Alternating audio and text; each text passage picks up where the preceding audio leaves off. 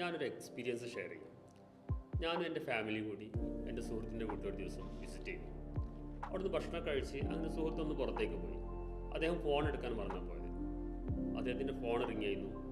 അദ്ദേഹത്തിൻ്റെ മോള് വന്ന് ആ ഫോൺ അറ്റൻഡ് ചെയ്തു. ഞാൻ ആ സംസാരം ശ്രദ്ധിച്ചു.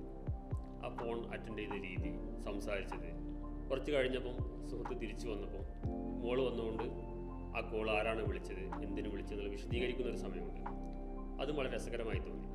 ആ ഒരു മര്യാദ, ആ പറയുന്ന രീതി ശരിക്കും ഞാൻ ചിന്തിച്ചു പോയി. അത് ശരിക്കും ഒരു കൾച്ചറാണ്. വീട്ടിൽ നിന്നും രക്ഷിതാക്കൾ പഠിപ്പിച്ചൊരു കൾച്ചറാണ്. നമ്മുടെ മക്കളെ അങ്ങനെ തന്നെ വളർത്തണം. ഫോൺ എത്തിക്കട്ടെ എന്നാണ് അതിന് പറയുക. ഫോൺ എടുക്കുന്ന രീതി എങ്ങനെയാണ്, അത് ഒഫീഷ്യൽ കോളാവാം, മക്കളെ പരിചയമുള്ള കോളുകളാവാം, രക്ഷിതാക്കളെ ചോദിച്ചിട്ടുള്ളതാവാം. അപ്പോൾ അതിലെങ്ങനെയാണ് സംസാരിക്കേണ്ടത്, എങ്ങനെയാണ് ഫോൺ കട്ട് ചെയ്യേണ്ടത്, ആ ഫോൺ വന്ന കാര്യം എങ്ങനെയാണ് മറ്റുള്ളവരോട് കമ്മ്യൂണിക്കേറ്റ് ചെയ്യേണ്ടത്, അത് രക്ഷിതാക്കൾ കൊടുക്കുന്ന ആ ഒരു പഠനമാണ് ആ കുട്ടിയോടെ കാണിച്ചത്.